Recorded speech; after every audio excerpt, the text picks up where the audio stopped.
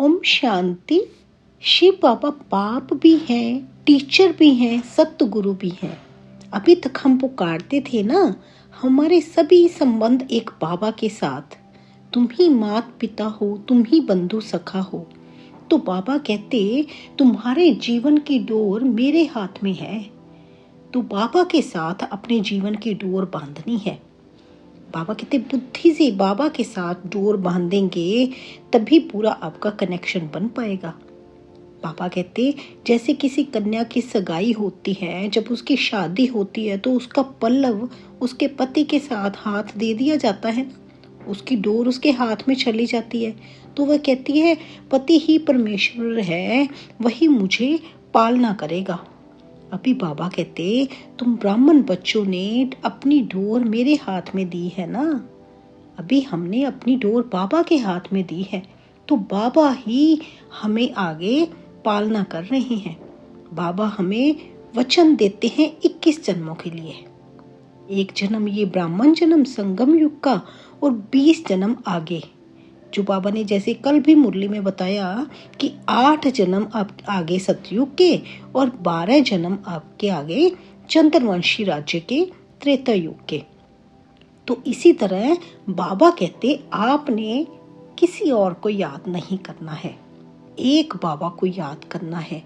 कैसे पुरुषार्थ करना है, कैसे आप तीव्र पुरुषार्थ करके और अच्छा पद पा सकेंगे, ऊंच पद पाएंगे, कैसे लक्ष्मी नारायण के राज्य में आप पहुंचेंगे, बाबा ने आज की मुरली में पूरी समझानी दी है।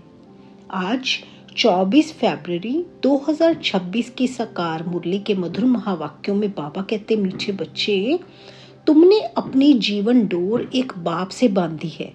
तुम्हारा कनेक्शन एक से है, एक से ही तोड़ निभाना है। प्रश्न है, संगम युग पर आत्मा अपनी डोर परमात्मा के साथ जोड़ती है। इसकी रस्म अज्ञान में किस रीति से चलती आ रही है? उत्तर है, शादी के समय स्त्री का पल्लव पति के साथ बांधते हैं।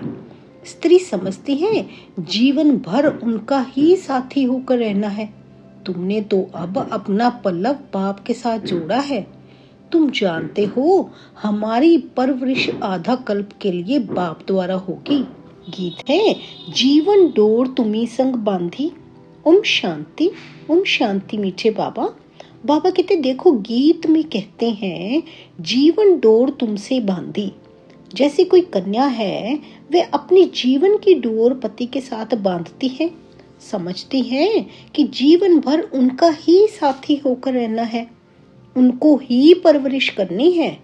ऐसे नहीं कि कन्या को उनकी परवरिश करनी है, नहीं, जीवन तक उनको परवरिश करनी है। मना कन्या के पति के साथ, जो पति के साथ डोर बांधी है, तो पति ने कन्या की परवरिश करनी है। तुम बच्चों ने भी जीवन डोर बांधी है।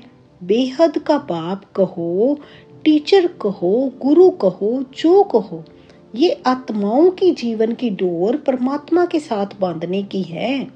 वह है हद की स्थूल बात, ये है सूक्ष्म बात।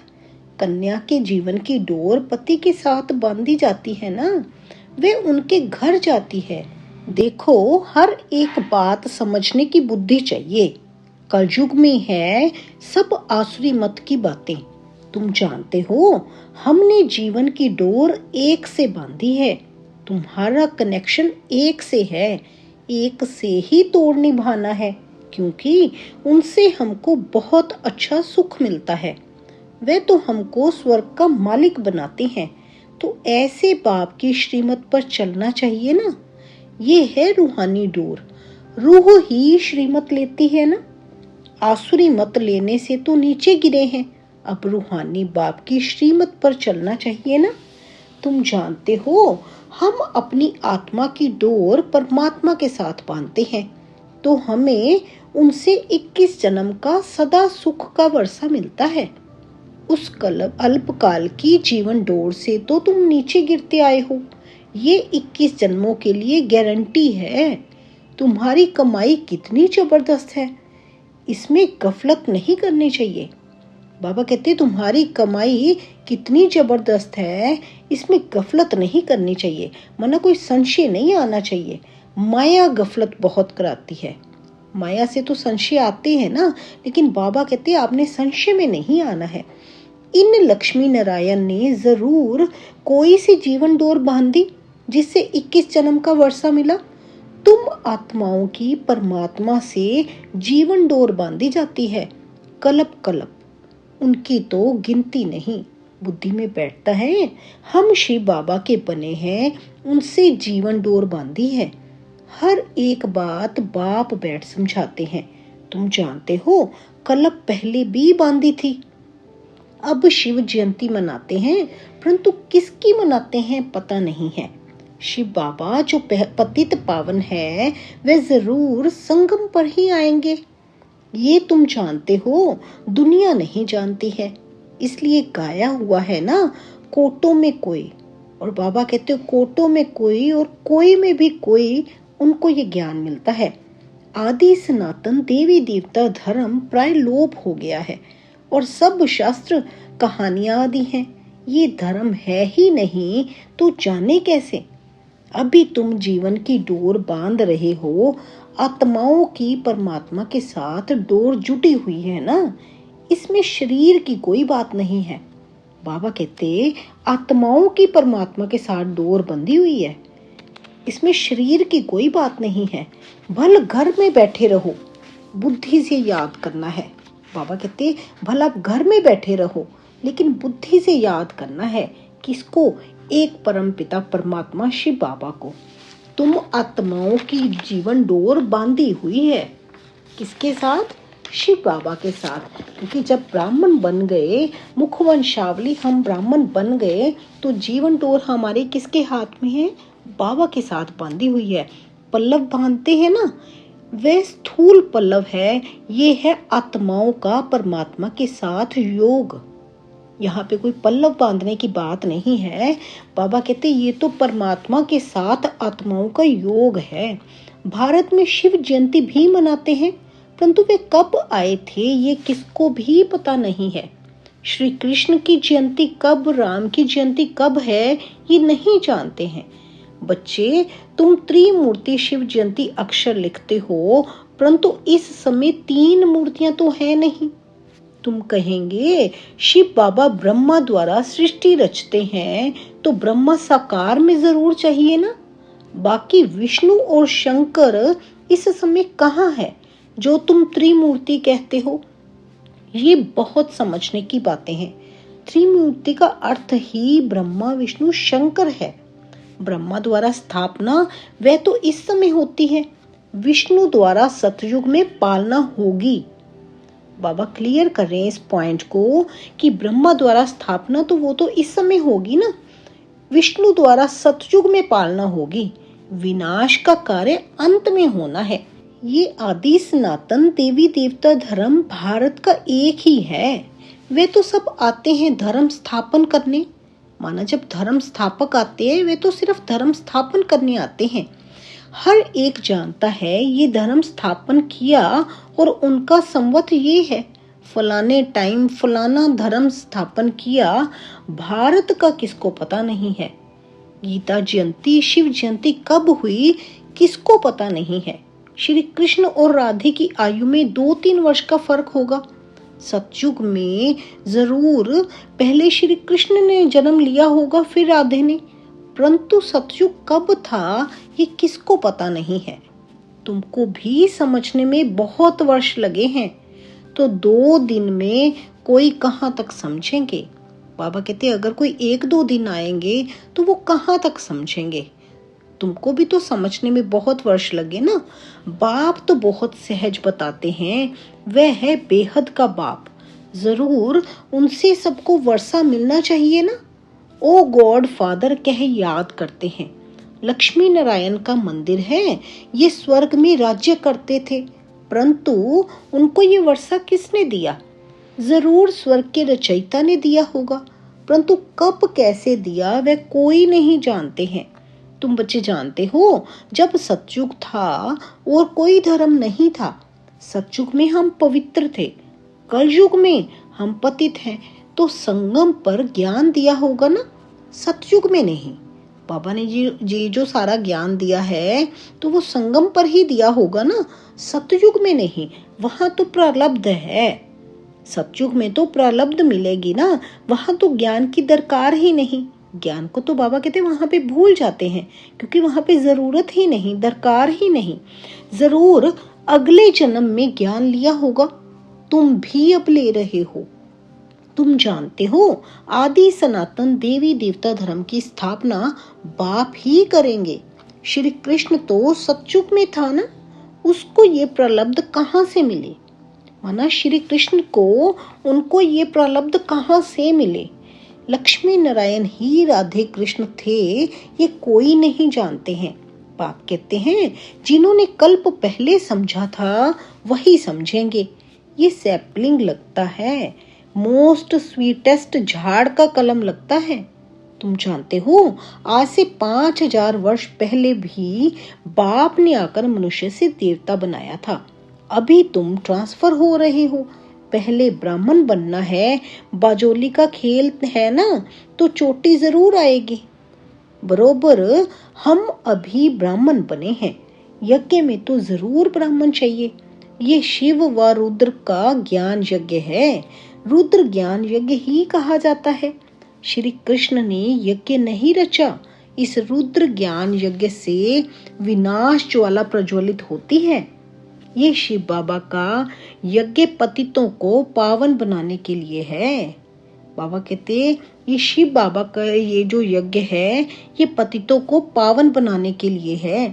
रुद्र शिव बाबा निराकार है, वे यज्ञ कैसे रचे जब तक मनुष्य तन में ना आए? तो बाबा यहाँ पे बता रहे हैं ना, क्योंकि शिव बाबा तो निराकार है। शिव बाबा अगर तन नहीं ले तो फिर वो यज्ञ कैसे रचे? मनुष्य ही यज्ञ रचते हैं ना। सूक्ष्म व स्थूल वतन में ये बातें नहीं होती। बाप समझाते हैं ये संगम युग है। जब लक्ष्मी नारायण का राज्य था तो सतयुग था, अब फिर तुम ये बन रहे हो।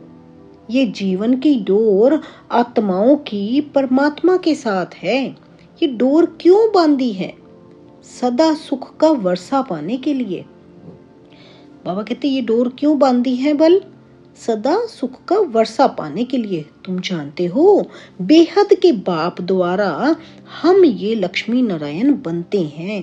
बाप ने समझाया है तुम सो देवी देवता धर्म के थे, तुम्हारा राज्य था।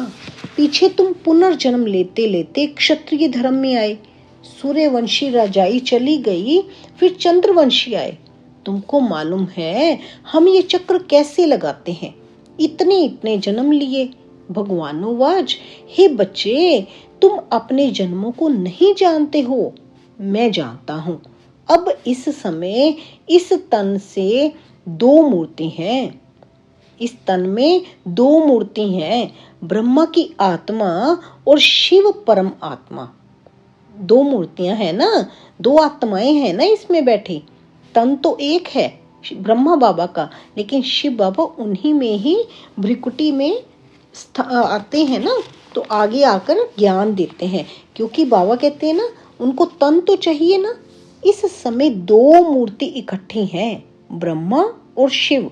शंकर तो कभी पाठ में आते ही नहीं। बाकी विष्णु सतयुग में है। अभी तुम ब्राह्मण सो देवता बनेंगे। हम सो का अर्थ वास्तव में ये है। हम सो का अर्थ वास्तव में ये है, बाबा कह रहे हैं कि हम ही थे, हम ही आगे फिर बनेंगे। बाबा कहते हैं ना ब्राह्मण सो देवता।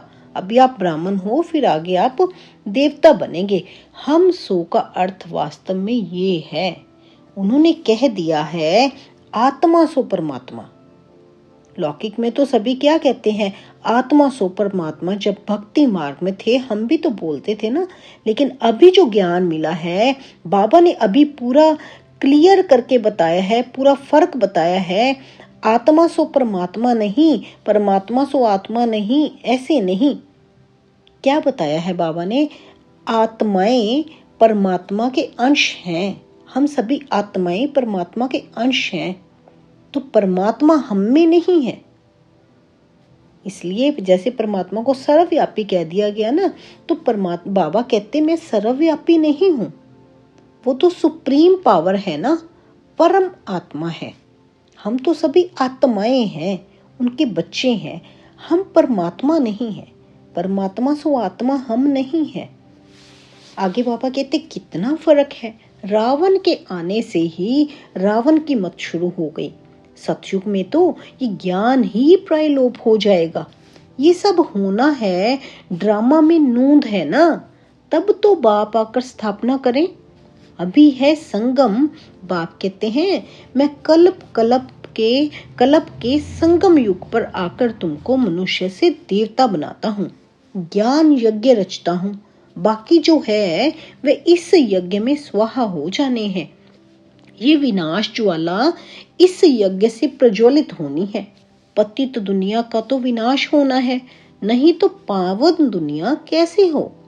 पतित दुनिया विनाश नहीं होगी तो पावन दुनिया कैसे होगी। तुम कहते भी हो हे पतित पावन आओ, तो पतित दुनिया पावन दुनिया इकट्ठी रहेगी क्या। बाबा पूछ रहे हैं यहाँ पे कि क्या पतित दुनिया और पावन दुनिया इकट्ठी रहेंगी। पतित दुनिया का विनाश होगा, इसमें तो खुश होना चाहिए। महाभारत की लड़ाई लगी थी जिससे स्वर्ग के गेट खुले। कहते हैं ये वही महाभारत लड़ाई है। ये तो अच्छा है, पतित दुनिया खत्म हो जाएगी। पीस के लिए माथा मारने की दरकार ही क्या है। तुमको जो अब तीसरा नेत्र मिला है वह कोई को नहीं है। तुम बच्चों को खुश होना चाहिए। हम बेहद के बाप से फिर से वर्षा ले रहे हैं। तीसरा नेत्र माना बाबा ने ज्ञान का तीसरा नेत्र दिया है ना। बाबा कहते वे किसी और को नहीं है।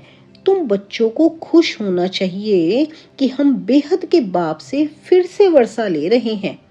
बाबा हमने अनेक बार आपसे वर्षा लिया है, रावण ने फिर श्राप दिया। ये बातें याद करना सहज है, बाकी सब दंत कथाएं हैं। बाकी तो सब सुनी सुनाई बातें हैं ना। बाबा कहते उनमें सच्चाई तो सिर्फ नमक मिसली है ना। तुमको इतना साहूकार बनाया, फिर गरीब क्यों बने। ये सब ड्रामा में नूंद है। गाया भी जाता है ज्ञान भक्ति और वैराग्य। भक्ति से वैराग्य तब हो जब ज्ञान मिले।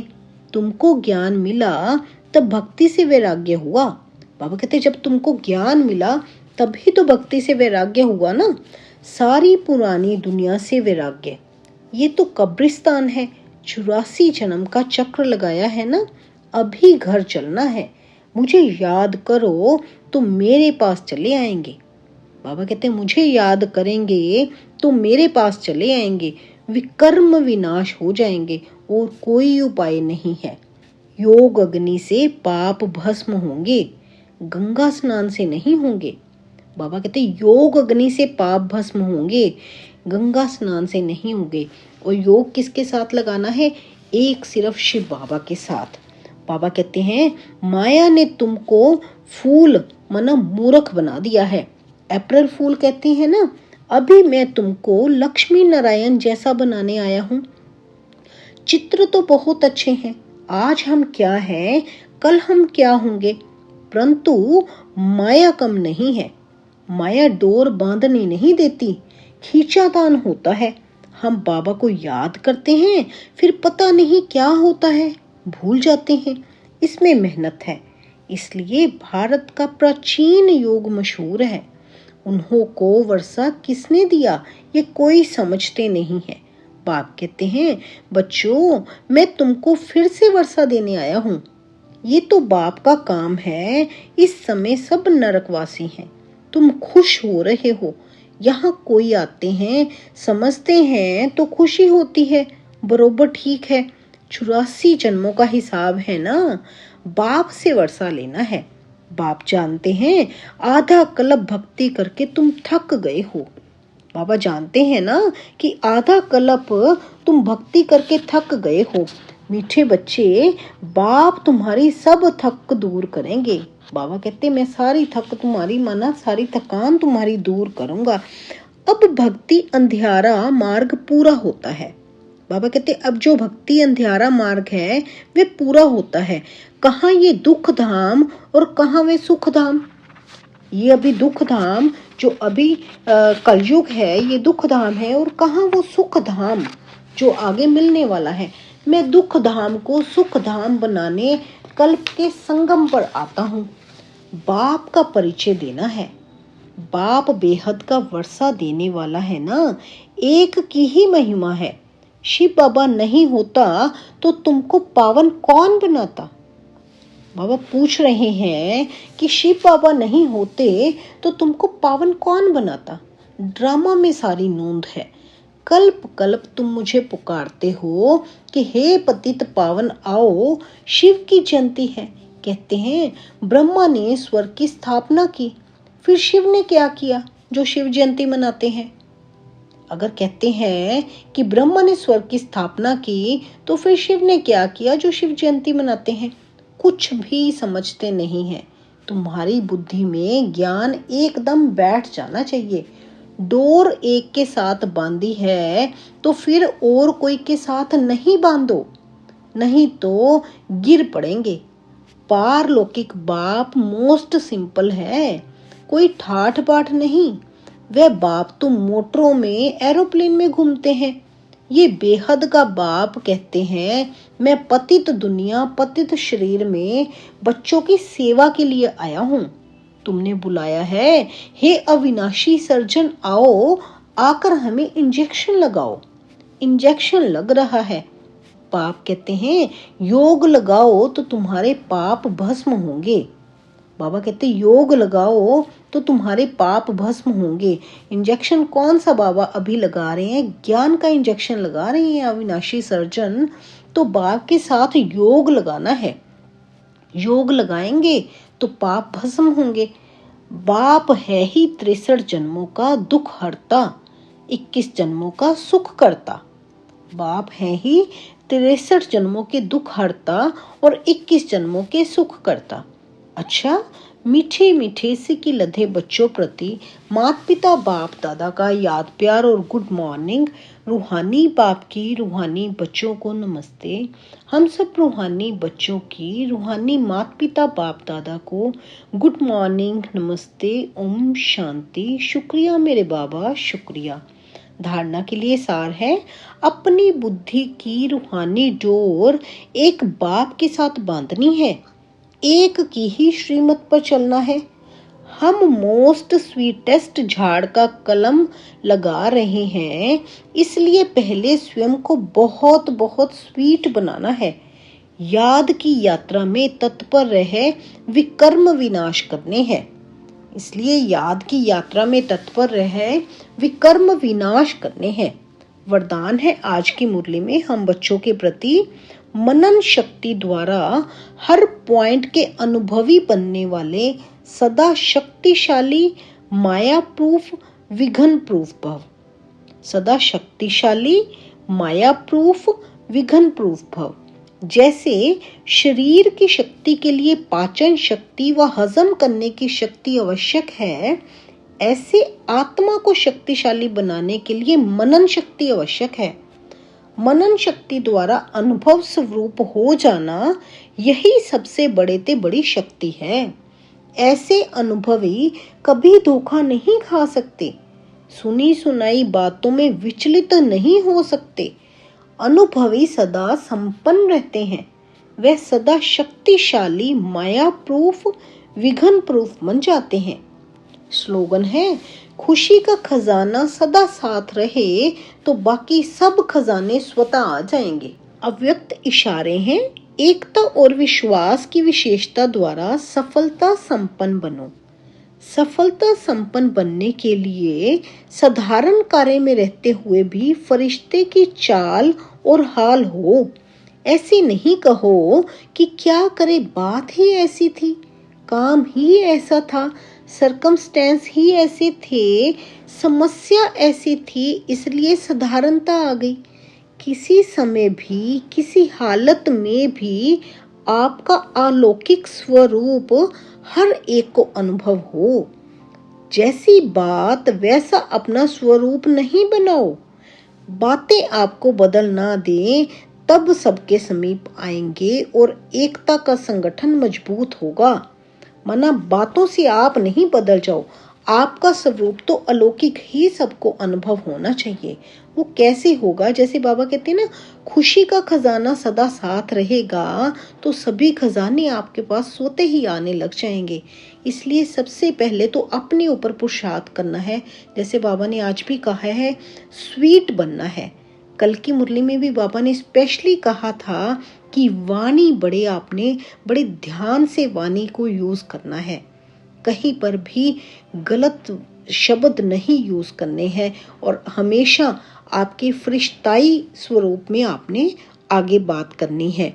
कभी भी आपने संगम युग पर हो अभी आप, और संगम युग पर आपने अपने अलौकिक स्वरूप को भूलना नहीं है जो बाबा ने हमें दिया है।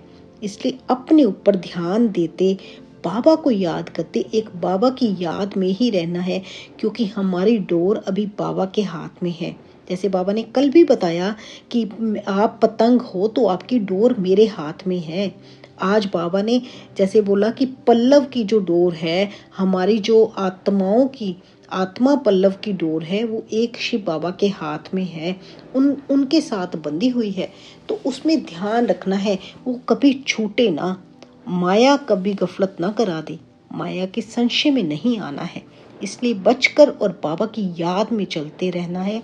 अच्छा जी, शुक्रिया मेरे बाबा, शुक्रिया।